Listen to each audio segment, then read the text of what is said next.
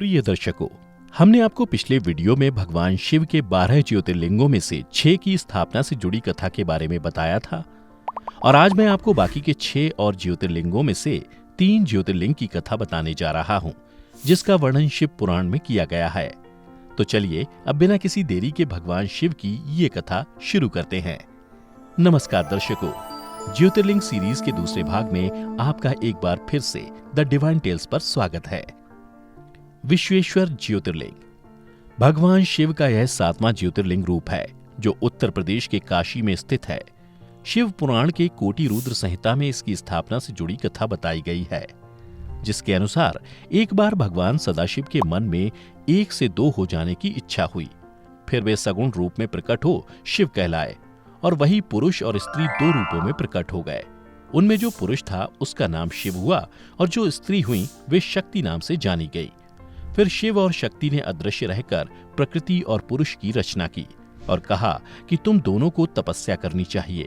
तुम्हारे तपस्या से एक उत्तम सृष्टि का विस्तार होगा। यह सुन प्रकृति और पुरुष बोले, प्रभु तपस्या के लिए तो यहाँ कोई स्थान है ही नहीं, फिर हम दोनों आपकी आज्ञा के अनुरूप तप कहाँ करें। तब सदाशिव शिव ने 5 कोश लंबे चौड़े नगर का निर्माण किया जो उनका अपना ही स्वरूप था। उस नगर का निर्माण करके उन्होंने उसे उन दोनों के लिए भेजा। यह नगर आकाश में पुरुष के समीप आकर स्थित हो गया।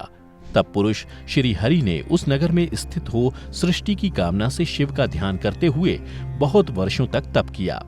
उस समय परिश्रम के कारण उनके शरीर से श्वेत जल की अनेक धाराएं प्रकट हुईं, जिनसे सारा शून्य आकाश ढक गया, जिसकी वजह से कुछ भी दिखाई नहीं देने लगा।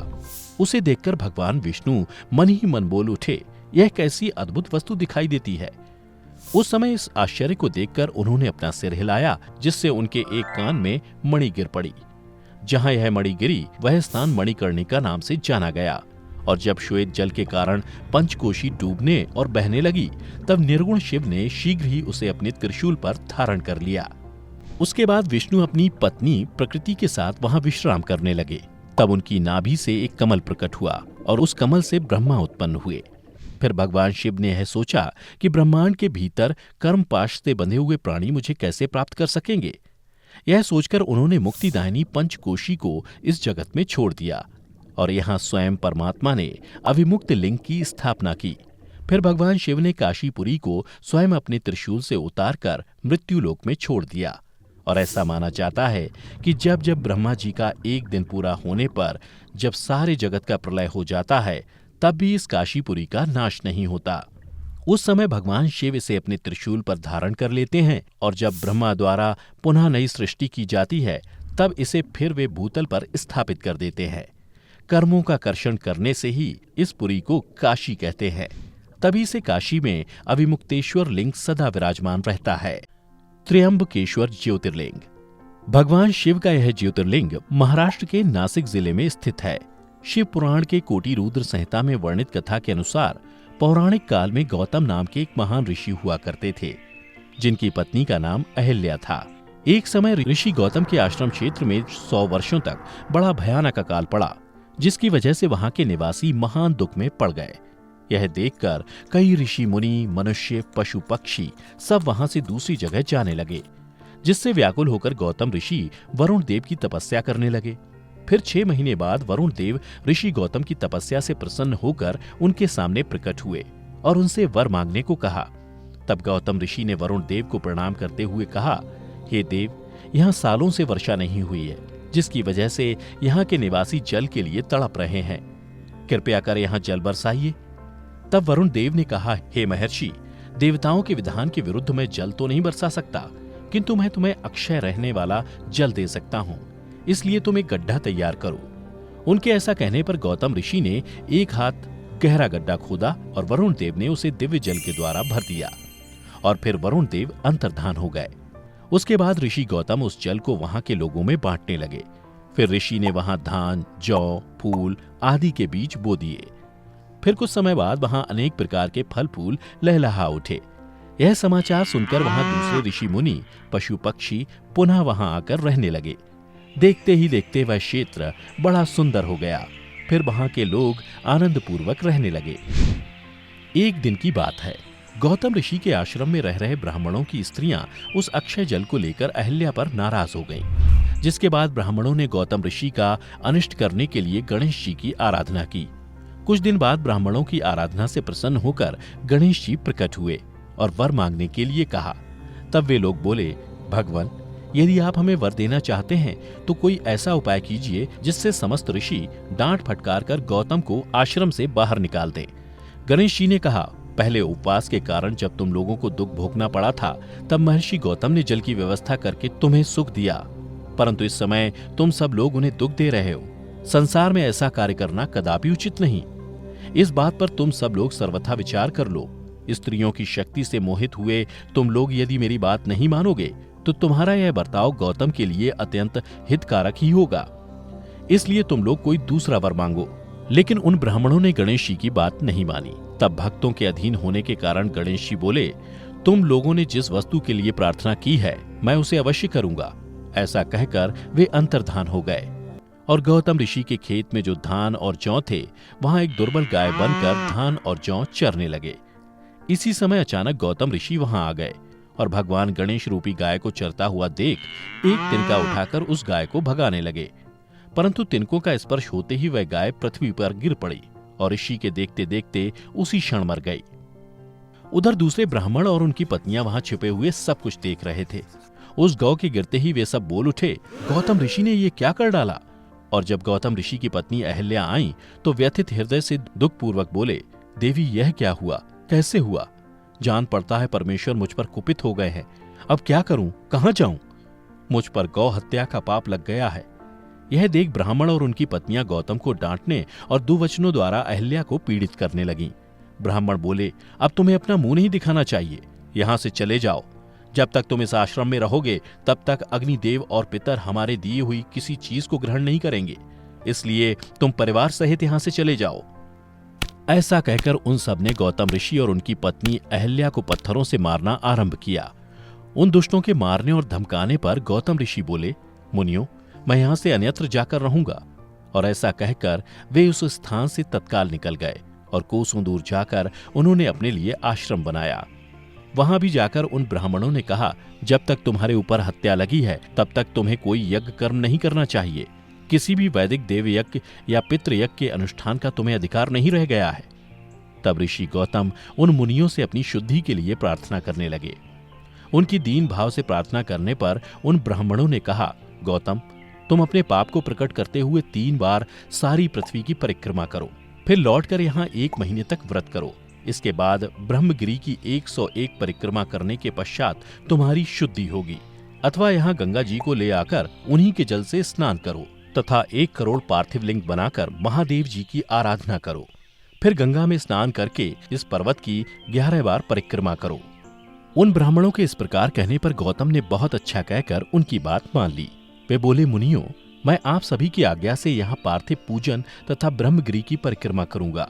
ऐसा कहकर मुनि श्रेष्ठ गौतम ने उस पर्वत की परिक्रमा करने के पश्चात पार्थिव लिंगों का निर्माण करके उनका पूजन किया। साध्वी अहिल्या ने भी साथ रहकर वह सब कुछ किया।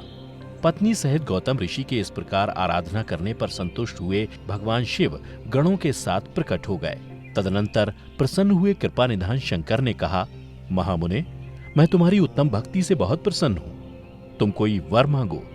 उस समय महात्मा शंभू के सुंदर रूप को देखकर आनंदित हुए गौतम ने भक्ति भाव से शिवजी को प्रणाम करके उनकी स्तुति की और बोले, देव, मुझे निष्पाप कर दीजिए।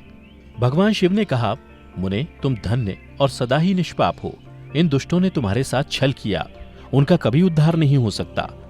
भगवान शिव की बातें सुनकर महर्षि गौतम मन ही मन बड़े विस्मित हुए। उन्होंने हाथ जोड़ते हुए कहा, महेश्वर, उन ऋषियों ने तो मेरा बहुत बड़ा उपकार किया। यदि उन्होंने यह बर्ताव ना किया होता तो मुझे आपका दर्शन कैसे होता। धन्य है वे महर्षि जिन्होंने मेरे लिए परम कल्याणकारी कार्य किया है। उनके इस दुराचार से ही मेरा महान स्वार्थ सिद्ध हुआ है। गौतम ऋषि की यह बात सुनकर महेश्वर बड़े प्रसन्न हुए और बोले, विप्रवर, तुम धन्य हो, सभी ऋषियों में श्रेष्ठतर हो। मैं तुम पर बहुत प्रसन्न हुआ हूं। तुम मुझसे उत्तम वर मांगो। तब गौतम ऋषि बोले, देवेश, यदि आप प्रसन्न हैं तो मुझे गंगा प्रदान कीजिए और ऐसा करके लोक का महान उपकार कीजिए। ऐसा कहकर गौतम ऋषि ने देवेश्वर भगवान शिव के दोनों चरण पकड़ लिए। तब भगवान शिव ने पृथ्वी और स्वर्ग के सारभूत जल को निकालकर गौतम मुनि को दे दिया। तब देवी गंगा परम सुंदर स्त्री का रूप धारण करके वहां खड़ी हो गई। यह देख गौतम ऋषि ने देवी गंगा को नमस्कार करते हुए कहा, हे देवी, आप धन्य हैं, आपने तीनों लोकों को पवित्र किया है। तदनंतर शिव जी ने देवी गंगा से कहा, देवी, तुम मुनि को पवित्र करो और तुरंत वापस न जाकर वैवस्वत मनु के 28वें कलयुग तक यहीं रहो। यह सुन देवी गंगा बोली, हे महेश्वर, यदि मेरा महात्म्य सब नदियों से अधिक हो और अंबिका तथा गणों के साथ आप भी यहाँ रहें, तभी मैं इस धरातल पर रहूंगी। गंगा जी की यह बात सुनकर भगवान शिव बोले, गंगे, तुम धन्य हो, मैं तुमसे अलग नहीं हूं, तथापि मैं तुम्हारे कथनानुसार यहाँ स्थित रहूंगा, तुम भी स्थित हो। अपने स्वामी परमेश्वर शिव की यह बातें सुनकर गंगा मन ही मन प्रसन्न हो गई। उसी समय देवता ऋषि वहां आ पहुंचे। उन सब ने बड़े आदर से जय जयकार करते हुए गौतम, गंगा तथा गिरिशाई शिव का पूजन किया। तदनंतर उन सब देवताओं ने मस्तक झुका हाथ जोड़कर उन सब की प्रसन्नता पूर्वक स्तुति की। फिर देवता बोले, देवेश्वर, यदि आप संतुष्ट हैं और सरिताओं में श्रेष्ठ गंगे, यदि आप भी प्रसन्न हैं, तो हमारा तथा मनुष्यों का प्रिय करने के लिए आप लोग कृपा पूर्वक यहाँ निवास करें। इस प्रकार उन देवताओं तथा महर्षि गौतम की प्रार्थना करने पर भगवान शंकर और सरिताओं में श्रेष्ठ गंगा दोनों वहां स्थित हो गए।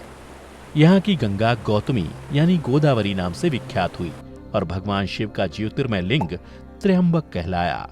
वैद्यनाथेश्वर ज्योतिर्लिंग। भगवान शिव का यह ज्योतिर्लिंग झारखंड में स्थित है। शिव पुराण के कोटि रुद्र संहिता में वर्णित कथा के अनुसार लंकाधिपति रावण हिमालय पर्वत पर जाकर भगवान शिव की तपस्या करने लगा। उसकी तपस्या से जब कई वर्षों बाद भी भगवान शिव प्रसन्न नहीं हुए, तब राक्षस राज रावण ने वहां एक गड्ढा खोदकर अग्निकुंड और शिवलिंग की स्थापना की और फिर भगवान शिव को प्रसन्न करने के लिए वो अपना एक एक सिर काटकर उस अग्निकुंड में समर्पित करने लगा। इस प्रकार उसने अपने 9 सिर वहां काटकर चढ़ा दिए।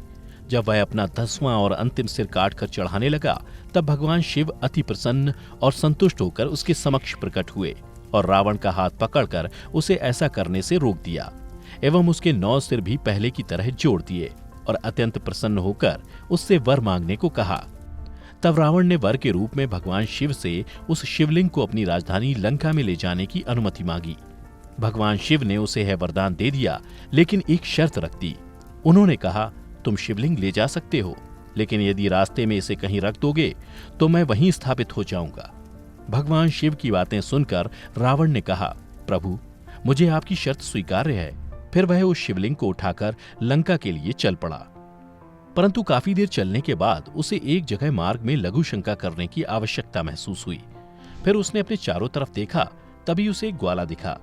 फिर रावण उस ग्वाले के पास गया और बोला, मुझे लघु शंका दूर करनी है, कृपया कर थोड़ी देर के लिए यह शिवलिंग अपने हाथ में रखो।